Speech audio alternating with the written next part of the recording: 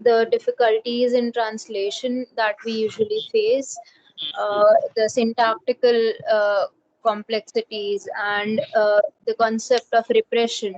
The fact Right. that in English studies we read the texts that we come across are most of them are not English, they but have been written in a foreign language. So the fact that they are translated is repressed, and we are under the illusion that we understand the exact meaning of what that person was saying, or we have read what exactly that person was writing.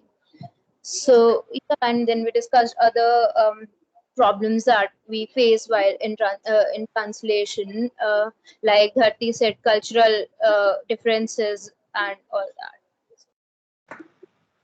Right. So we discussed difficulties involved in translation, like syntactical differences and cultural differences, right? And how they become the challenges in translation, right? So even if you are able to find an equivalent, it's not really it doesn't capture what it said in the source language very often. So even if scarf or a garment, upper garment may roughly approximately indicate what is odmi, odmi is still something very different, something that cannot be captured in spite of finding some equivalence, right? That is what we discussed. And how the fact of translation, that most of the important seminal influential texts in literary criticism, and we start out with the classical literary criticism of Plato, Aristotle, Longinus, Horace, Cicero, have been in Greek language and Latin language, the classical language. So classical sources of the vernacular language of English is something that is underplayed when it is served to us as the language of elite or superior language, right? While it is actually a vernacular in European context. I hope you get what I'm saying. By vernacular, we mean language of servants. That's how Romans saw ordinary languages. But the language spoken by people is called vernacular, right? The language that you use to buy potatoes in the market is called vernacular. And English is vernacular in the Western context. Now, does it make any sense? Yes, sir. That English is a vernacular language, right? But in Indian context, it is the language of the elites, and it's a marker of cultural and intellectual superiority, right? While in the Western context, at least in the early periods, it was seen as marker of cultural inferiority as against Latin and Greek, right? So the position of English in India as an elite language of knowledge, language of contact, language of economic aspiration, class aspiration, right? If you acquire English, you automatically move to upper class. Yes, no? ऐसा कुछ होता है ना? हाँ ना? It facilitates some sort of social mobility. Yes or no?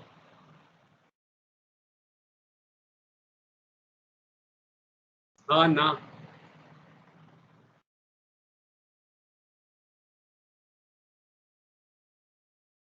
Yes, sir, it happens. Yes, sir. It happens. And have you seen people around you scrambling for English, parents wanting their children to be placed in English medium, and that will give them better opportunities, scope, whatever that scope is. I'm not very sure what that scope is, but even then, so language of aspirations and cultural promise of cultural mobility. It's a kind of kalpavruksha in India, right? Have you heard of kalpavruksha? I think what we expect and what we get from that. No, kalpavruksha is that mythological tree Yes, which fulfills your wishes, right? So English is seen as that in some sense. So this perception of English in India as language of aspiration has shaped our what we study, right? And very often what is suppressed is the fact that English has taken substantially from uh,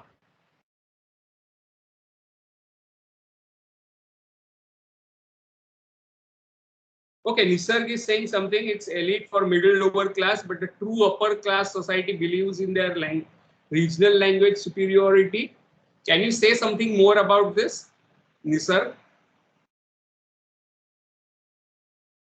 Sir, if you have observed that, like the Gujarati businessmen, they might hire English-speaking individuals for their foreign exchange jobs, but the higher positions, the managerial positions, and the CEO position, etc., they are mostly given to the Gujarati-speaking people from their own like regional family. Fine, but at the same time, their ignorance of English is something that they resent. It's not a pride that they know English and don't know Gujarati. It is a resentment, in a sense that English જે ભણ્યા છે એમને નોકર રાખીએ છે. It's a kind of resentment that they don't have that English competence. So it's a kind of revenge that you take upon English speaking people very often. So I don't, and they would send their children to which schools, Nisar? Gujarati medium schools or English medium schools? What, sir? These businessmen, rich businessmen, Gujarati, would send their children to which medium of instruction? I would say English medium. So had they really been proud and happy with their not knowing English, then they would not have done that, right? Yes, no? Yes, sir. Right, so that's a different thing, but there is a scramble for English, and that's why most of you who get degrees in English never die of starvation or hardly are jobless, because there is always a hunger for English, right? But when it comes to studying English literature, the whole problem begins, and the problem is that how will studying Shakespeare, Milton, Shelley, Keats, Byron, Jane Austen help you to acquire competence in English is a questionable thing, yes or no? Do you think so? Does it help people acquire linguistic competence? Do you think so? What do you think? So not linguistic maybe, but it's important to know the culture. If you want to learn the language, you have to know the history of it, how it has evolved. When you read Chaucer to when you read Milton and Wordsworth, you see how language, the words, all of them change. So understanding all that, not linguistic competence maybe, but I think that if you want to gain if you want to be fluent in a language, you have to understand all those things, the cultural evolution too. Just tell me one thing, those people who are not studying in BA with English or MA with English, you have seen people who are fluent in English but have not taken English as their subject. Yeah. I've seen such people. Are they aware of Yes. these histories, cultural histories that you talk about? No. Then doesn't it So defeat your argument? yeah, but like that's what I'm saying. The linguistic competence, no, you would get the language, you would be fluent in it as such, but that's not the same as actually knowing the language. You're just speaking it, but not knowing it in the true sense. I don't know. Yes, there would be many people who are very good in English, very competent, but they have not studied all these Wordsworth, Shelley, Byron, Jane Austen, Milton, Yevo, Beowulf, Virginia Woolf, Wolves and Foxes in the forest of English literary history. They are not aware of that. So it's not required, right? So the question then can be asked, why do we study it at all in India? Why do you study this history of English literature and literary texts. Beowulf to Virginia Woolf. क्यों पढ़ते हो आप? Milton क्यों पढ़ते हो? Can you give me one reason, good reason of studying Milton in India?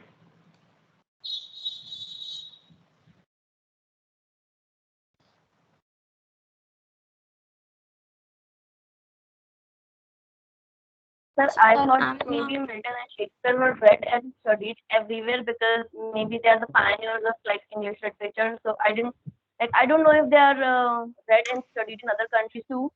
Uh, so yeah, I But mean, pioneers of English literature, but why do you want to study English literature? ऐसा मैं पूछ रहा हूँ. उससे तो language की competence तो guarantee नहीं होती. And people who have language competence may not know about English literature की history, right? They I have not mean, read Jane Eyre. sir, may I add something? Yeah. So, maybe it is also our connection to our colonizers, right? In the But why do you beginning. want So, to have that connection? no.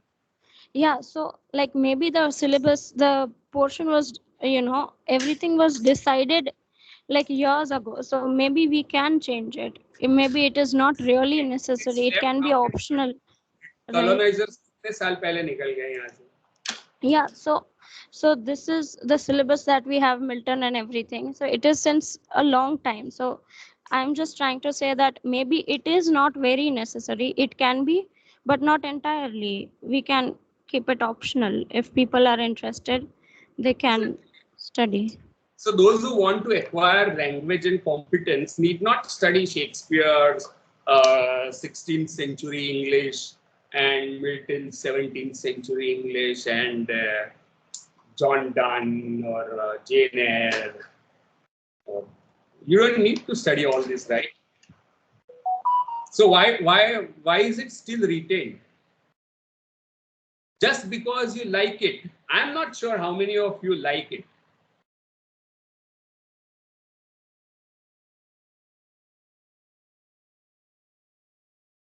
How many of you like it? And you like it because there was no other literature that to which you are exposed. यही नहीं. Chinese literature आपको पढ़ाया नहीं गया है, तो आपको वो भी पसंद आता है. What do you have to say about that?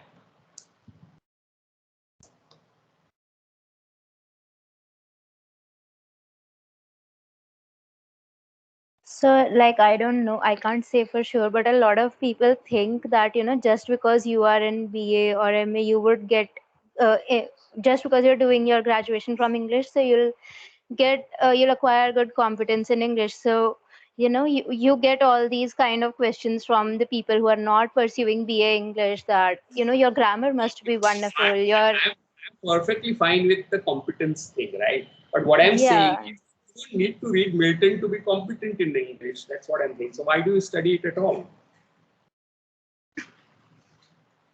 Sir, I just feel that a lot of parents want their children to do BA in English just so they can acquire confidence. Now, I don't know why Milton.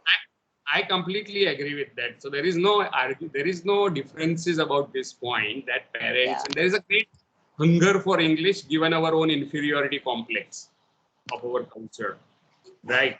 But my question is that what has Milton and Jane Austen or Shakespeare have to do with competence in English? Yeah, Dehini, go ahead. So I was going to put my hand down because your question changed a little. Well, I'm not Yeah. talking about the competence in English, but I believe that we studied Milton and Shakespeare when we opted for English literature is because, well, they have done something great, and out of their, out of ordinary, maybe, and something which holds great significance in its history, or something which, for example, Milton made the first English epic, even though the story is derived, even though whatever that is. And Shakespeare has, when you would look at his plays, you would still connect these instances in your life. So he has done something which is great. That's why we study it as a part of English literature. Plus, he was English, so yeah. Are there no great writers in other languages? There are, and that's why you also appreciate those writers if you are aware. कहाँ पढ़ाते हैं हम लोग? आपको कहीं वेद व्यास पढ़ाते हैं हम लोग? We teach Ved Vyas. Is Mahabharat less than Shakespeare? No, I mean I'm So no greatness of the text, right, is a separate conversation. And you study, and probably the great writers like Kabir or Ghalib or Meera or Narsi Mehta or Akho or Ved Vyas or Tukaram or Valmiki are the writers who have shaped our society, right? Yes, no. Yes. Yes, sir. Milton has not shaped your society in any way, nor has Jane Eyre or Jane Austen. Then what's the point? And you don't know about the great writers which have shaped your society, and you want to read great writers of a small island that is again facing a wave of COVID Delta variant after Brexit. Maybe sir, this happened because a lot of these things we were grown into. So by the time we were in school, we already knew Mahabharat or Ramayana, or there were people who were talking about. Did you read Ramayana and Mahabharata? I still have not read it. Even I haven't read it. We were a bit. So what's the point of studying those texts which lay far away somewhere, and not study great texts in which we are born and brought up? So maybe because English is a global language and See, again, I have no arguments about the requirement of English competence. no, but like if literature conversation. no, but if that is a global language and the literary critics who we study about, if we want to understand them, then while reading Milton or Shakespeare, because of their artistic genius, your vocabulary, your understanding of their culture increases. And then when you come across the literary critics, like what vocabulary is improved by reading 16th, 17th century English text? So, but you do understand their culture now more, और right? Time की language आप अभी बोलोगे तो आपको कोई नौकरी नहीं देगी. I think Renaissance and entities and elements. I can't hear you clearly, Asta. Sorry, sir. Tasneem is speaking. Tasneem, you can go think ahead. The idea of There are many people who have raised their hand, and there is a lot of. I think so. कौन बोल रहा है पता नहीं चल रहा मुझे. Tasneem, There yeah. are only Tasneem. Yeah. Sir, I think idea of Renaissance and entities of enlightenment impact us a lot, being colonized. I didn't get your point. Can you elaborate? Can you say something more about what you're trying to say?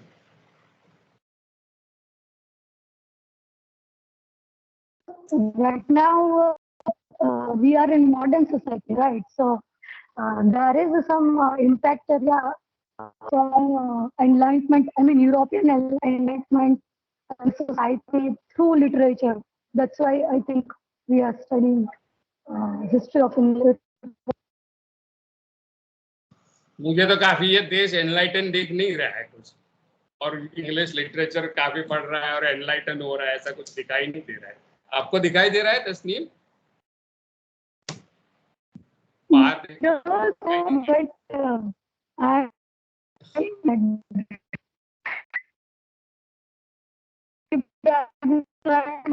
John Locke.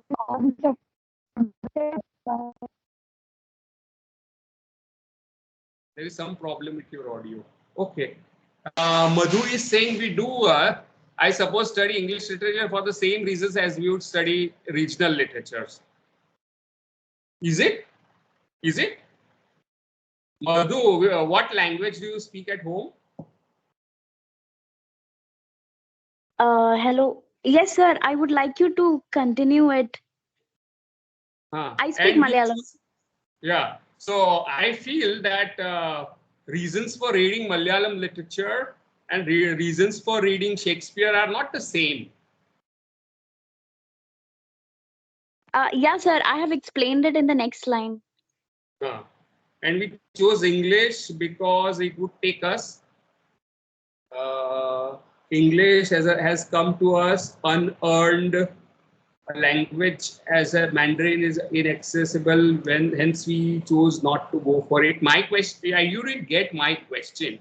My question is, Madhu, there are great writers in Malayalam literature, right, and great literary texts. I'm personally a fan of O.B. Vijayan and Bashir and whatnot, K. Sachidanand and whatnot. But the point is, we assume Shakespeare महान है इसलिए हम पढ़ते हैं. फिर then you say no, it gives us some competence in English when it night. And if you're really interested in reading great literature, then you should be reading great literature of your home. And after you read that, you can think, अरे हाँ वो भी अच्छा है, Mandarin में भी अच्छा है, और ट्रांसलेशन में पढ़ेंगे, हाँ इंग्लिश में भी अच्छा है, वो भी पढ़ेंगे. That's what you do, right? First, you should know the great literature of your home. If you're really interested in literature, yes. My question is, तुम्हारा point नहीं समझ में आया मुझे. Yeah, I think we chose English literature, most of us, because for practical reasons. Because I suppose most of us might be more proficient in reading English than we are at reading some other languages. Fine. And our interest would be streamed more into English, therefore. Right. Fine. So why do you read Shakespeare, Milton then? मैं एक चीज दिखाता हूँ. Wait a minute.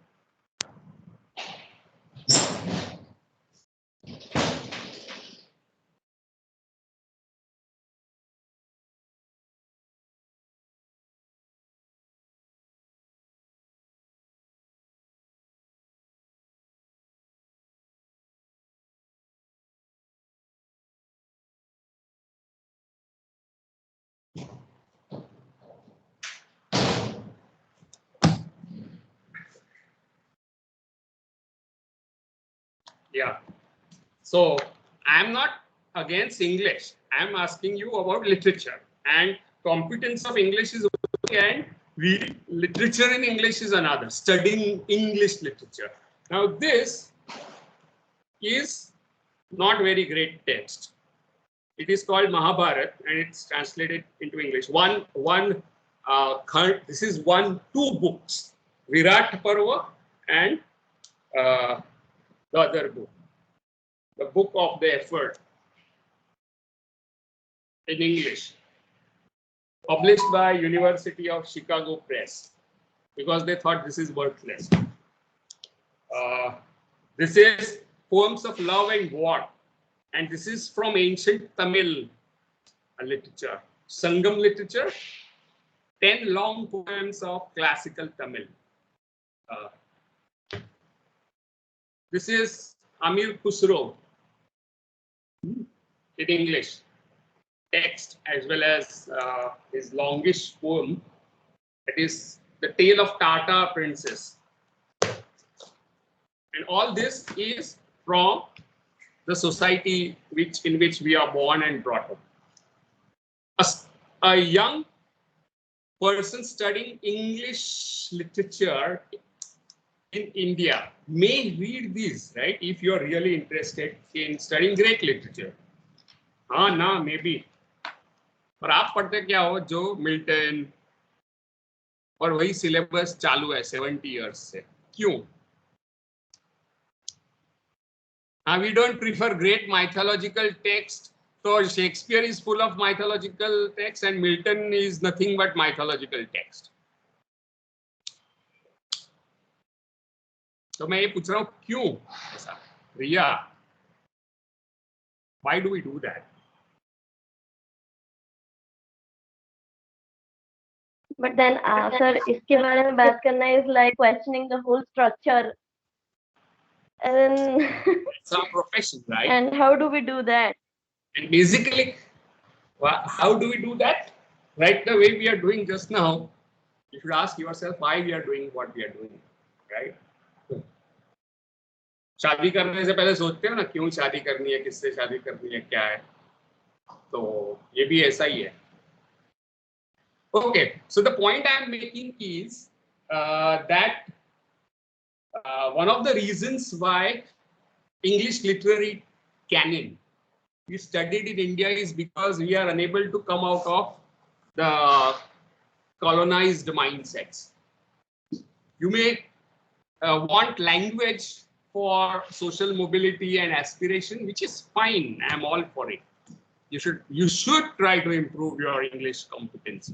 But if you say great literature, then I beg to differ that there is great literature even in your backyard about which you don't know anything. And if you're really interested in great literature, then you should look for literature in your backyard first. Then go around hunting the world for it, right? And it's available in English. So if you think that reading literature in English enhances your linguistic competence, then you should also read Mahabharata in translation. But what you study is something like what? Keats poetry, Shelley की poems, या restoration age क्या था? Restoration age के बारे में जानकर आपको क्या फर्क पड़ने वाला है? यहाँ पे कुछ पड़ेगा? और वही आप मेमोराइज करते हो नेट स्लेट की एग्जाम के लिए, या Hita Dharti Aastha, in that order. Sir, Hetav here. So I would like to contribute. It may not be correct, obviously, but we study literature from, let's say, Anglo-Saxon to 20th century literature. We study history of literature. So we observe that English language, which is used in writing literature, is not same all over those periods, right? The language used in Anglo-Saxon poetry was completely different from, let's say, Elizabethan era, which was again completely different from like a poetry written in Victorian English. So language evolves. So when language evolves continuously, I believe that there will be some transition period when even translation would have been getting alongside side by side the development of English language. For example, let's say when there was a transition between Elizabethan era and Restoration era, there would be some differences between language used in both the eras. So when a literature is written in, let's say, Restoration era, there would be some writers, there would be some translators who used to translate Elizabethan literature into Restoration literature, Restoration English language. So we studied how English language is evolving continuously, and that's why we have to study literature. And when we are studying all this in 21st century right now, we learn that how not only literature helps English language evolve, and how English language also in return develops literature. But does this is this knowledge of evolving English language and English texts, right? How through various periods English language has evolved. Ye gyan, does that help you to gain competence in English, or people who have competence in English don't need this knowledge at all? Have you seen people who are competent in English but don't have this knowledge? ये जो ब्रह्म ज्ञान आपने कहा, how English has evolved, नहीं है उनके पास. But does that matter to them?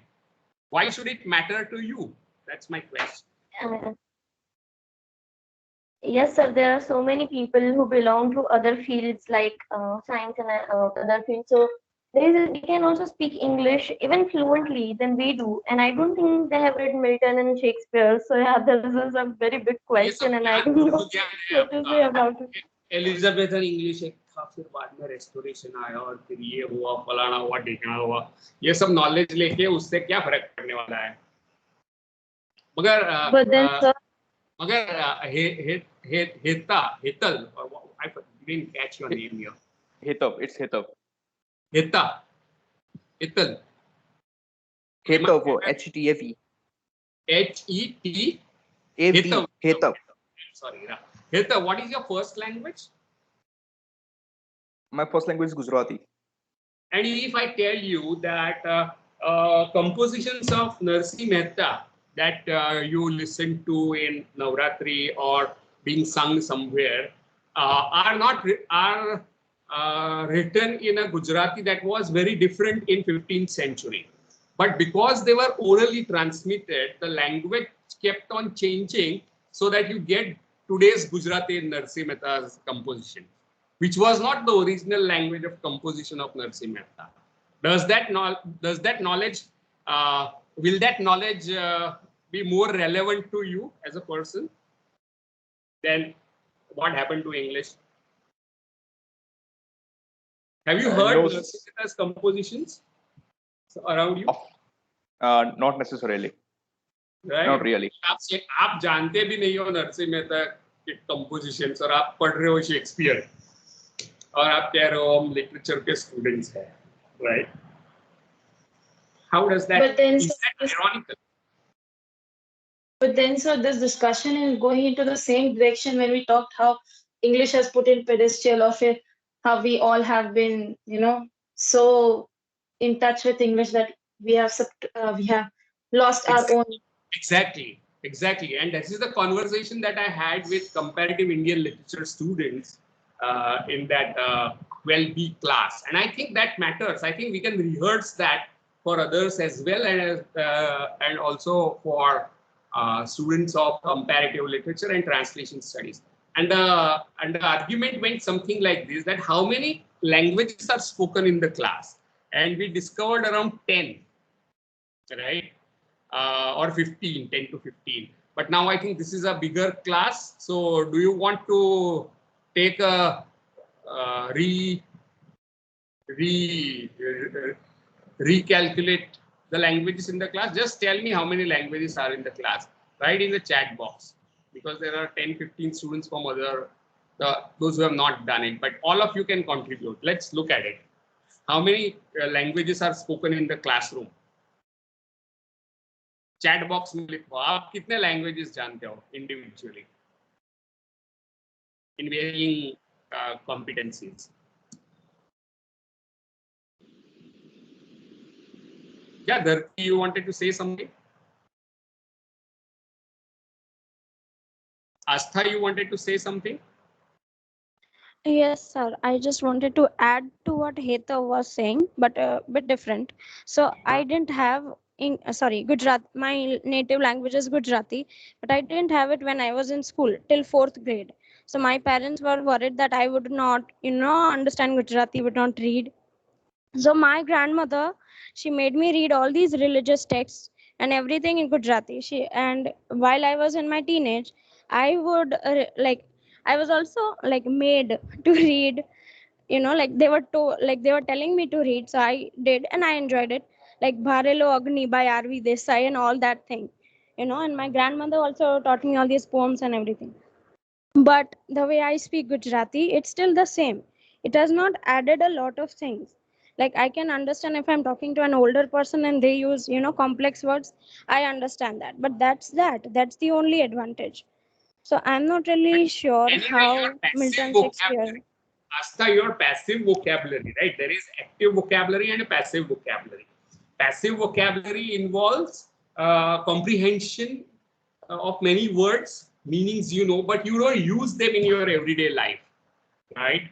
So Yeah, definitely, so same with English. passive vocabulary is much bigger than many other speakers of Gujarati, right? In active life, you may not speak like Ravi Desai shouldn't, right? Or else you will lose your friends. But you can comprehend. You can comprehend, right? Okay. So the point So that same I was, let's go back to this. just that. Yeah. No, but my question is, how many languages are there in this class today? Because there are students from those who missed it on that day, or those who are not part of Indian literature. But I hope all of you are Indians, right? कोई नहीं है तो हाथ बोल खड़ा कर दो अगर आप इंडियन नहीं हो तो. Okay. Khadija says Wagdi, a dialect of Marwadi, Hindi, English, and a bit of Urdu. Okay. Ek, do, teen, char. Please add to this list. Others, starting with Khadija, who has done it.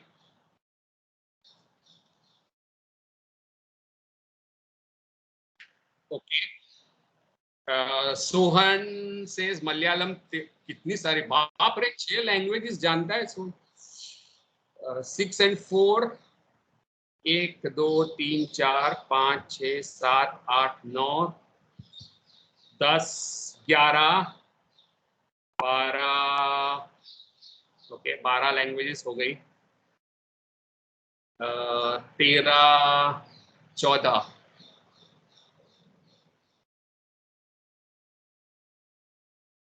yes these are repeat okay Uzbek Russian and Tajik great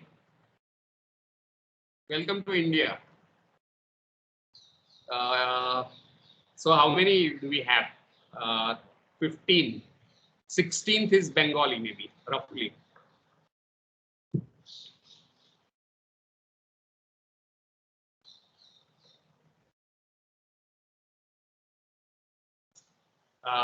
Hamidova, where you are coming from, the place that you are coming from, hundreds and thousands of people came 2,500 years ago from the land where you are coming. And they brought languages called Old Sanskrit, and they brought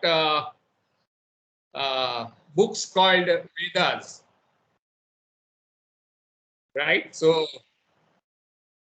Hamidua comes from the place where the earliest speakers of Vedic Sanskrit came from. So you have a very close contact with India. Central Asia is a very close link with civilization here. Okay, Spanish is 17th. Yes. 18th is basic Japanese. Marwadi has already been taken. So around 18. So you can see that all of you at least know 3 languages, and there are certain people who are polyglots who can speak 6 languages. Sanskrit, okay. Who can speak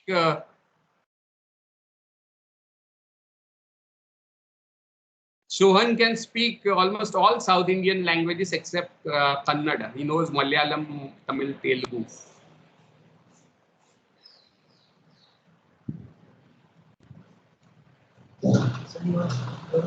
Yeah, I have a class. Okay, yeah. So we'll meet after the class. Yes. So around 16, 17 languages, and what is important here is that we come from a deeply multilingual space. However, because Dharti, you want to say something? Your hand is raised. Yeah, go ahead. Dharti. Sir, I think there's something wrong with her network today, so that might Okay. just be it. You can she can type in the chat box if she wants. Yeah. Okay. Yes. So what happens is that we live in a multilingual space. All of us are at least trilingual people, at least, right? And some of you are more 6 languages. So given this kind of multilinguality of our everyday life, how many of you code switch a lot? That means code switching is a linguistic term, which means you start a sentence in English, but you end it in Hindi or Gujarati, or you start speaking in Hindi, some phrases, and then you move over to English and then go back to Gujarati. So in a single conversation, you use 3 or 4 languages. How many of you do that? Almost all the time, says Deini. Even Madhu does that. So we come from this kind of multilingual ethos, right? And our study of literature has become so deeply Anglophone that the acquisition of English language has resulted in depletion or deprivation of your cultural resources in other languages. Many of you must have noticed this, right? Where is this multilinguality in your study of literature?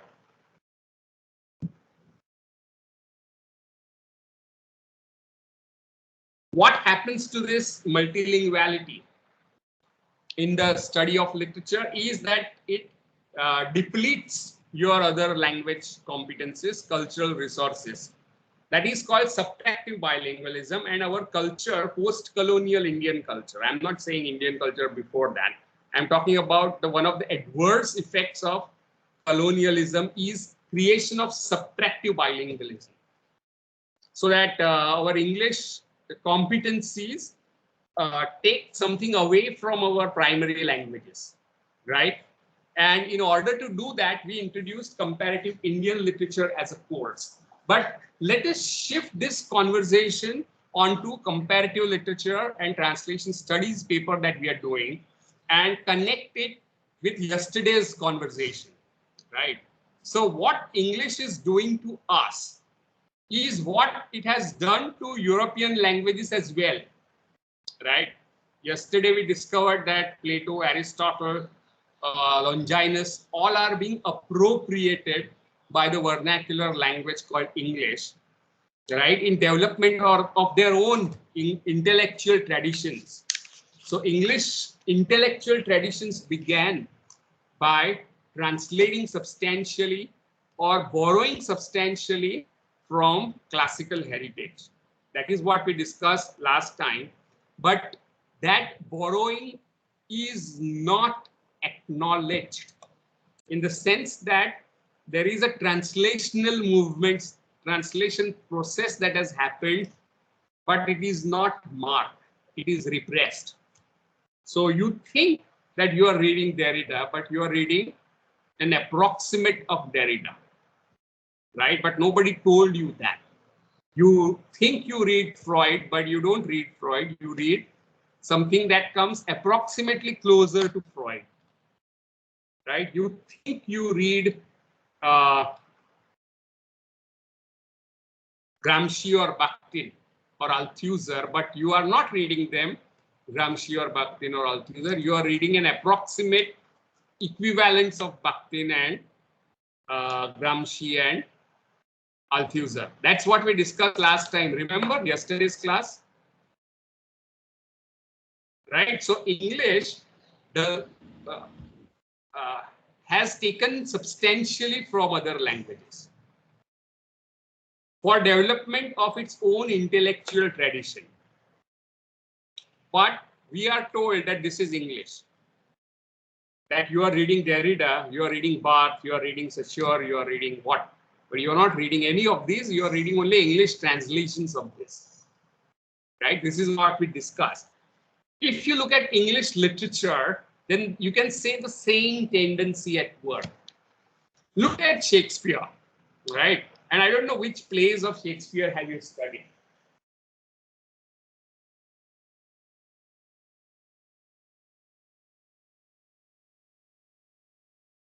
What plays are you studying or studied?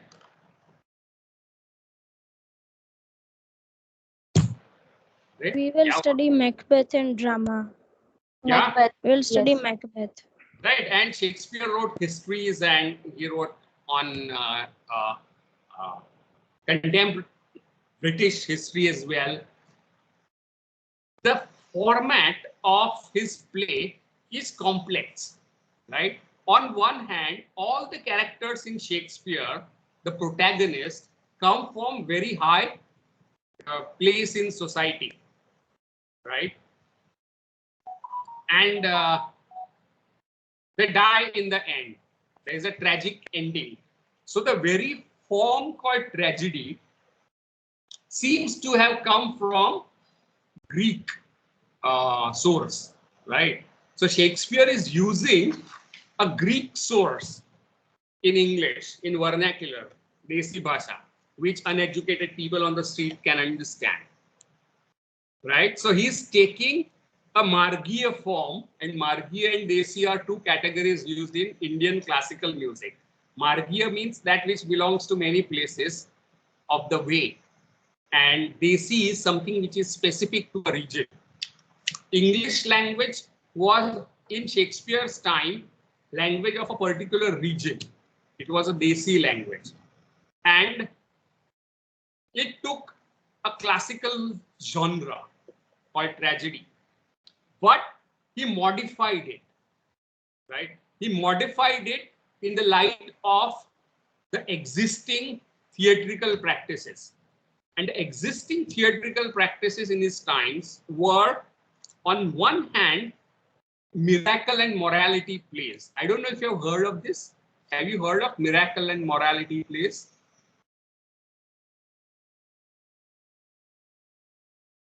Any team may ask that question. Next leg का question है miracle and morality plays. सुना है? So mostly Jacobi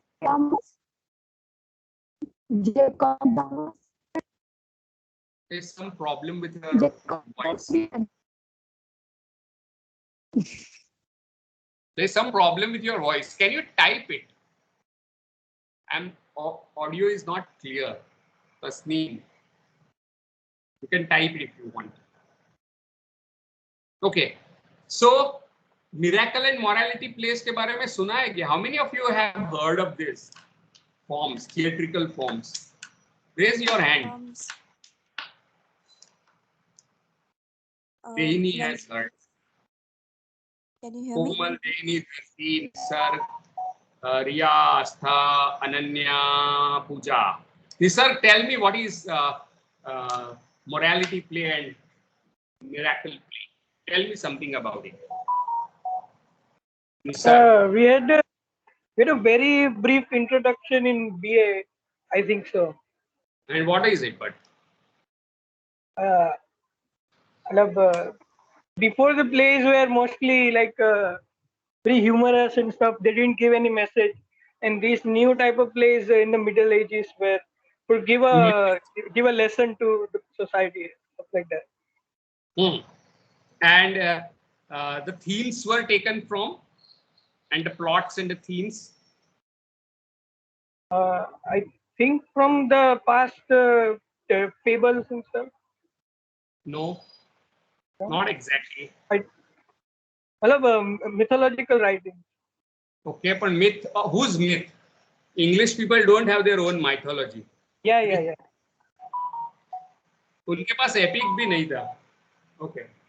European myths, you know, European, those European. No, not European myths. It comes from Bible. Miracle play, morality play, and mystery plays. That's the three kinds of drama before Elizabethan period. And all of them had biblical themes, right? And the main characters used to be allegorical, like say, for example, Vice is the main character, Pap, yeah, Burite, Adate, right? And then that would be clowning around. And this is a form of folk theater which was supported by guilds. Now, guilds are a group of people who share a profession, like carpenters, or in those days, maybe goldsmiths or ironsmiths. So these guilds sponsored this, and these guilds were called mysteries. And from there, this old English word mystery is even used for carpenters in India. Carpenters को मिस्त्री कहते हैं ना, सुना है किसी ने? Yes, sir. Yes, sir. Right. So mystery does not mean what you see on TV. It's not a mystery drama. Mystery implies guilds, right? And these plays were folk plays, like Bhavai or Tamasha, or Jatra, or what, right? Nautanki, I think these are Ram Leela. These are the kind of folk theatrical practices in Britain in those days. So Shakespeare brings together this, something from Greek genre of tragedy, where it's story of a great man for whom we may feel something, sympathy, and due to some reasons he dies. It's mostly he, most of the time, that's why. And he also takes some of the things from late Latin theater, almost contemporary theater, and that is the theater of Seneca. Have you heard of Seneca?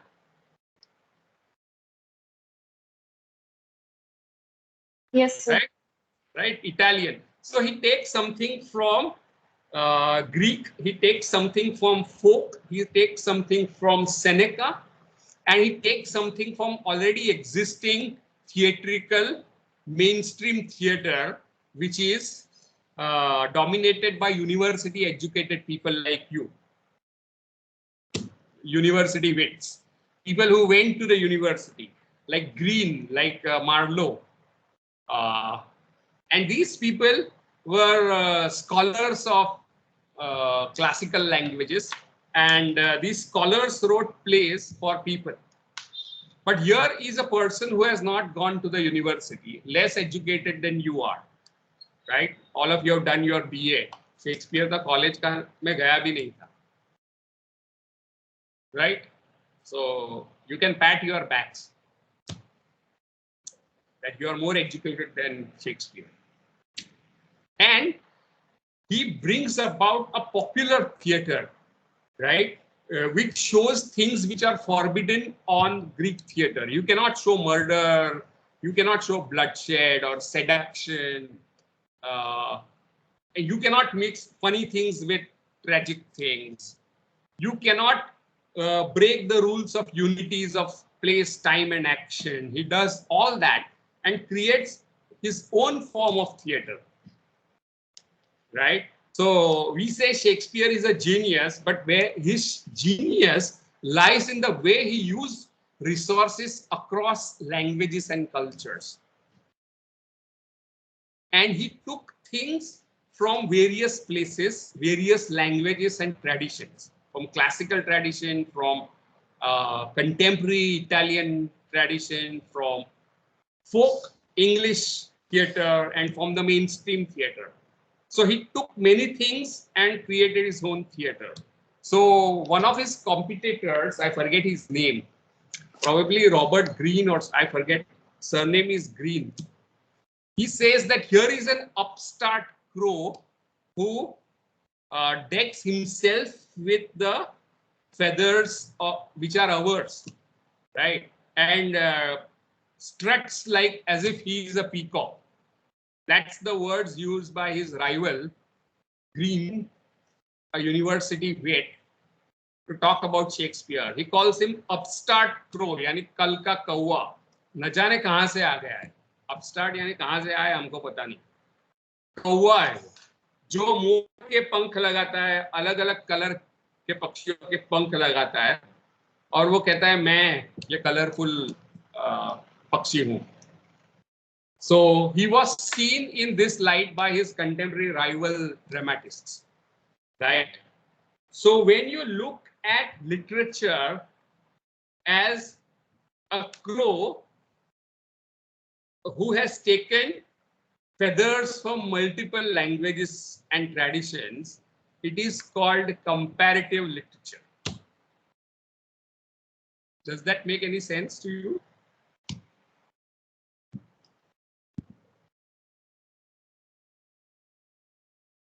So for comparative literature, this multiplicity of cross-linguistic, cross-cultural sources is taken on board while studying literature, right? So basically, comparative literature is study of, it is a cross-cultural, cross-traditional, cross-lingual study of literature, right? Usually in a historical way. And before I discussed what is comparative literature, I also discussed in our last class in Chaucer, and there is a story from Panchatantra in Chaucer. So what is comparative literature? Comparative literature is a cross-cultural, cross-linguistic, cross-traditional study of literature in a historical way. And to understand it better, we have to understand what comparative literature is not. So I had this conversation in comparative Indian literature class. So does anyone remember what comparative literature is not? किसी को याद है जिन लोगों ने attend किया था comparative Indian literature का class? Who remembers what comparative literature is not?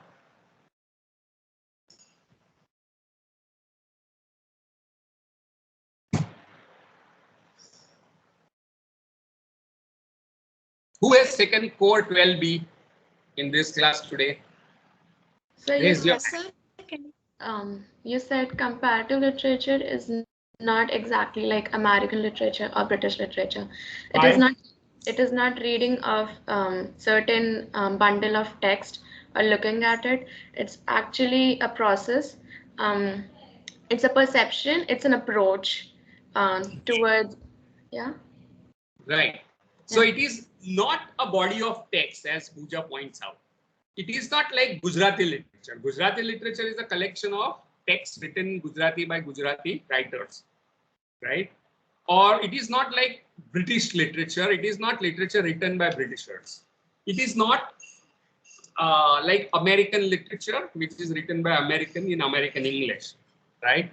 So comparative literature in itself does not indicate any body of literature.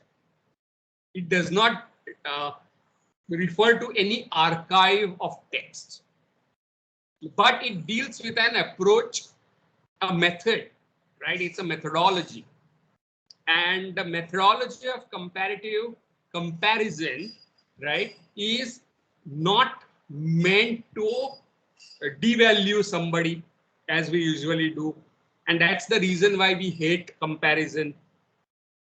How many of you hate being compared to your siblings or your friends? Raise your hands. Ananya doesn't like to be compared with her. Why? Why, Ananya? Why do you not like being compared?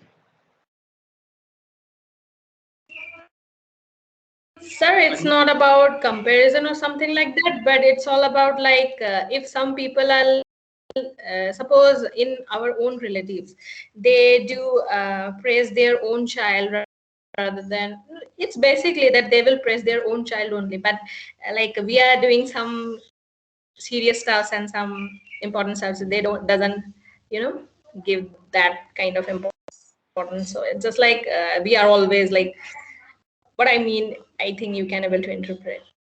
Right, that you do something important, but it's not acknowledged by some people in your relations, right? And they praise their own children because they are their own children, right? Yeah, and problem is not of your generation. It goes back to Mahabharata. First shlok of Gita says, Mamaka Pandavas Chaiva. So Dhritarashtra is saying, जो मेरे हैं ना वो और वो पांडव क्या कर रहे हैं? He asked Sanjay, Mamaka Pandavas Chaiva. Kim kurvat Sanjay? What are they doing, Sanjay? So what I'm trying to say, like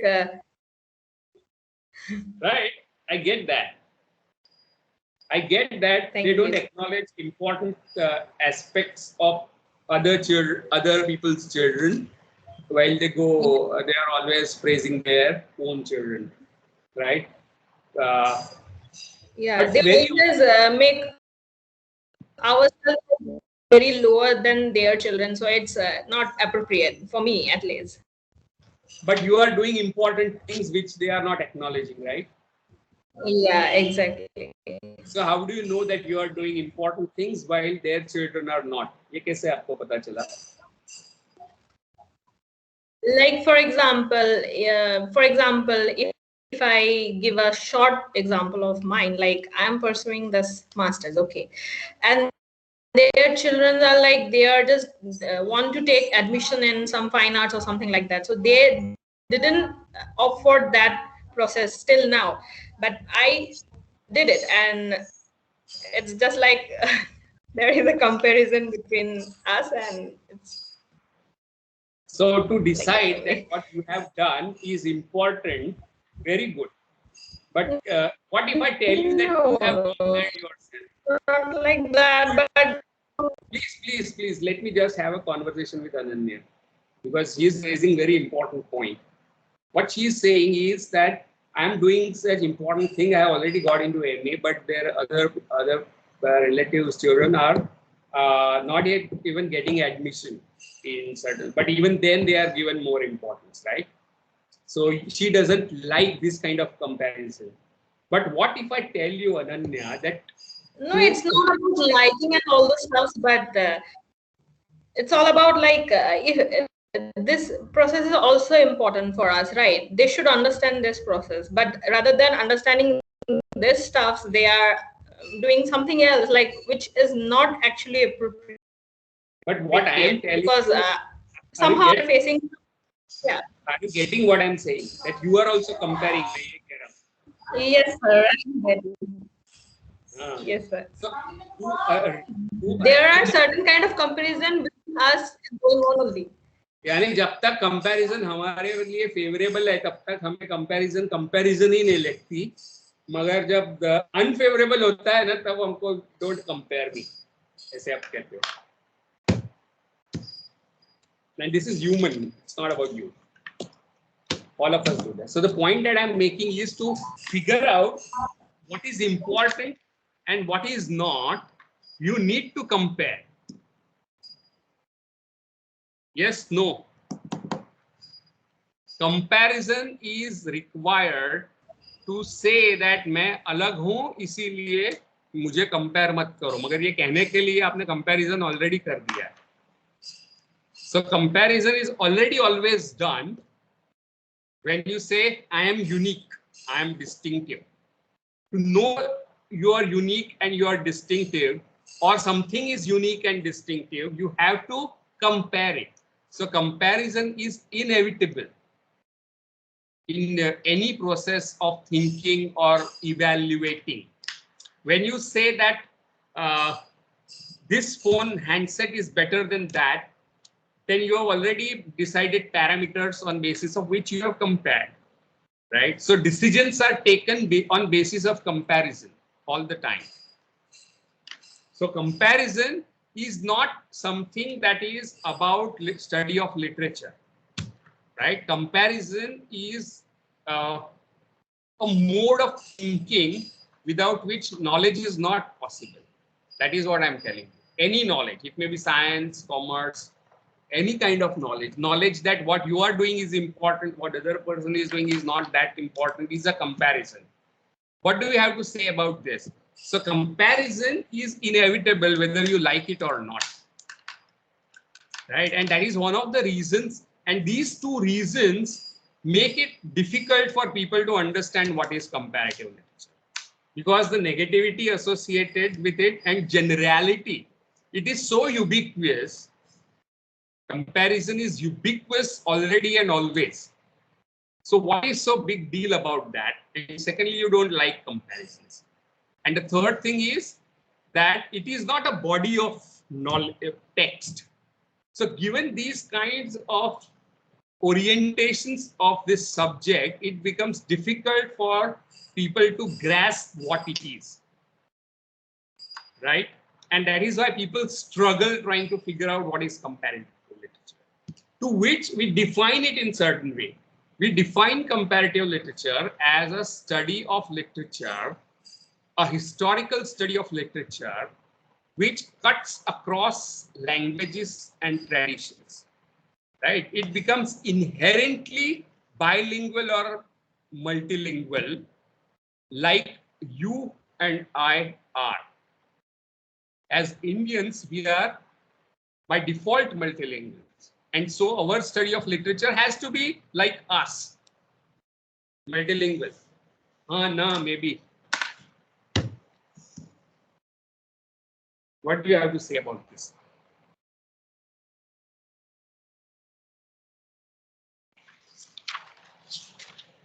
Any responses?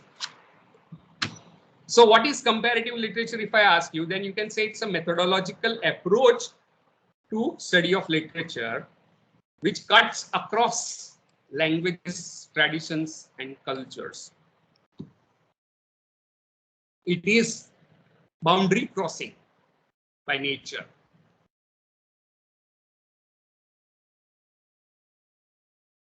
Anything that you have to say? Is there any difficulty in what I'm trying to say? What is it not मैंने कहा and what it is मैंने कहा? If there is lack of clarity on this, tell me, I will clarify once again, twice again.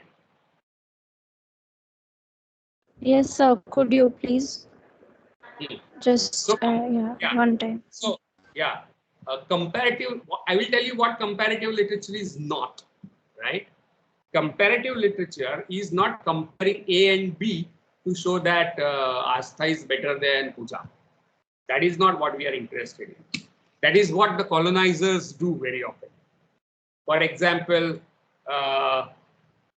Thomas Babington Macaulay said that one cupboard of European library is greater than all the libraries of the East. ऐसे उसने कहा है. Have you heard of this? Yes, one shelf of English literature. Right. Not even cupboard.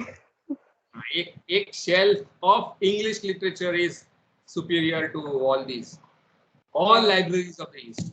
Now that is not the comparison we are interested in. Right? So comparative literature is not a colonizer's prejudice. But it started out on those lines at times. It went on those directions as well, is what we will find out when we study the history of comparative literature. But to start with what it is, we try to figure out what it is not. It is not judging A is better than B. In fact, we don't even compare, right? Though we say it's comparative literature. Second thing it is not is that it's not a body of text, tangible texts like Gujarati literature, Hindi literature, Punjabi literature, Malayalam literature, French literature, German literature, American literature. It's a tangible body of these these archives are tangible bodies of text, right? You can touch Gujarati literature and Punjabi, but you can't touch comparative literature because it's about methodology and approach. And that is one of the reasons why it becomes difficult to figure out what it is. But once you are clear what it is not, it becomes easier to understand what it is. So what is it? It is a historical approach to study of literature which emphasizes multilingualism or bilingualism. It's a multilingual, bilingual study of literature, to put it very simply.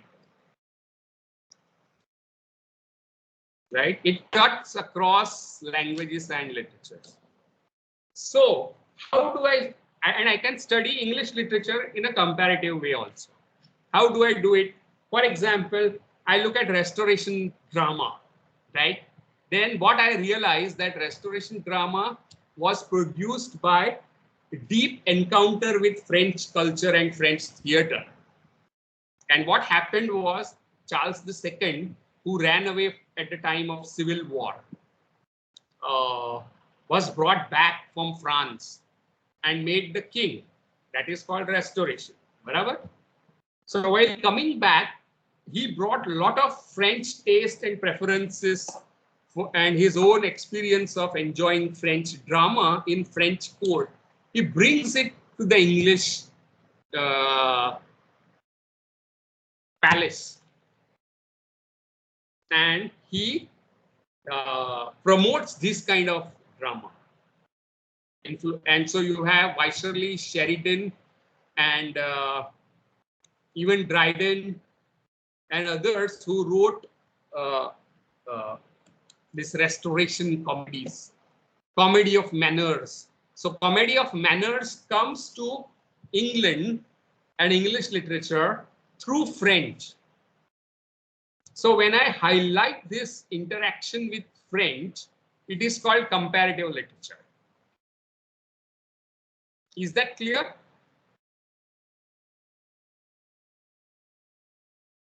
Yes, so it is more than comparing it with anything, it is more about the intersection of Exactly, different and literatures. interactions, right? Okay. So what happened was, here is a boy who ran away to France, and when he became king, he brought back all these preferences of his own tastes and likes and dislikes. And because he was king, he patronized all that kind of theater. So it was sexually explicit and double entendre and all sexual innuendos you find in Restoration comedy. Uh, so, and it is in some way reaction against Puritanism as well, right?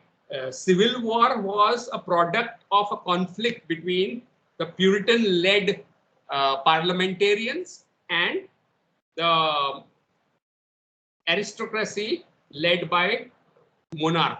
इनके दो में war हुआ जो civil war था, English civil war. ये सब जो मैं डिस्कस कर रहा हूँ ना, वो नेक्स्ट लेट में आ सकता है. How many of you are looking forward to getting into academics?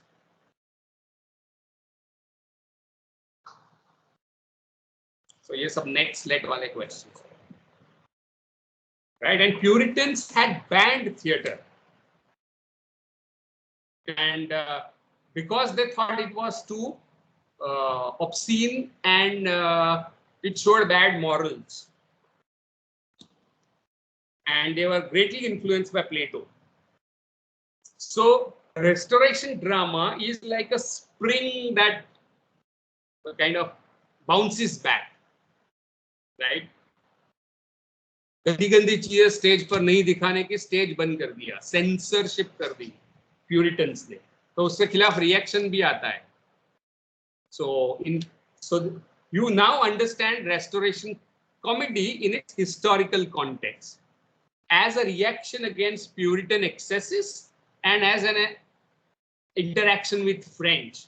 So what is happening is people borrowed genres, devices from French, themes from French, in order to counter Puritan influences, right? So they are taking some material from other cultures for their own agenda, political agenda. And this kind of analysis of Restoration theatre is called comparative study, comparative literary approach to Restoration theatre. Does that help you to understand what it is? Yes, sir, but I have one question. Yeah. So this comparative literature is beyond the national and linguistic borders. So does it affect national literature at all? Because it belongs to borders somehow. When we discuss in a 12B Indian comparative literature, we had a discussion on it. Very interesting. Actually, it is not literature. ये पहले समझना चाहिए. So it cannot influence something. It is a method of research and study. Yep. And going back to first semester 4-1 English paper 5,000 years ago before Corona, I said that we are planning to study how to study something. So this is one way of studying. It is not in itself a set of texts. Right, Vibha? Yes, sir. So now what I'm going to do tomorrow is you have got this syllabus, and we will I will just talk about it, and then we will allot presentations tomorrow to various people. Done?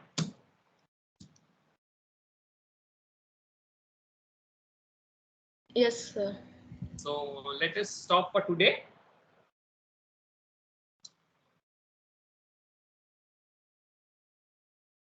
And see you tomorrow then.